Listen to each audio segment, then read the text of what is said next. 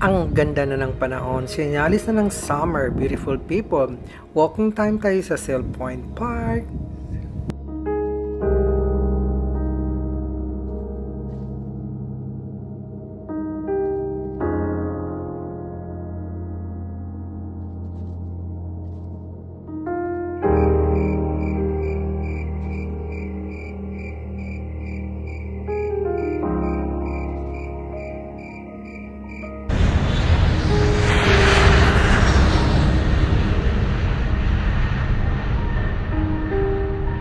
Nakaka-curious naman ang Sail Point Park, beautiful people. Isa itong man-made, alaman natin kung paano at bakit. Ang Sail Point Park ay isa palang municipal landfills buhat noong mid-1930s. Yung construction, demolition, debris, channel dredging, and incinerator ash mula sa wastewater treatment plant, dinadump nila into a massive pile, sabi ni De La Salle noong March 30, 2006. Ayun pala. Ngayon, ang nasabing park ay nagiging picturesque at ang major na naibibigay sa mga tao sa San Mateo at iba pa ay maraming pathways for walking, cycling, birds watching, at meron itong 3-acre dog park. Wow, ganda. Parang bundok nga ito dahil gawa ng tao. Kaya ox na ox sa ehersisyo. Higit sa lahat, walking distance from my place. So, kung gusto nating magkaroon ng exercise para sa cardio, meron ding hagdan na 98 steps kung tama yung recollection ko about the steps. Dagdag dyan, maganda ang tanawin dito.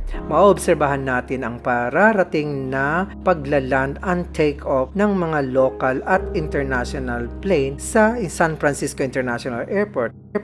Gayun din, tanaw dito sa top ng Sail Point Park ang pinakamahabang tulay sa California. Ang tinatawag na ito ay San Mateo Hayward Bridge. Since I've done my things here, I filmed this park. What made me to do it? It's because it's a fair weather, especially the beautiful sunset with those beautiful yellow wildlife flowers. So, oriratin po ninyo, beautiful people, ang vlog na ito. Enjoy po!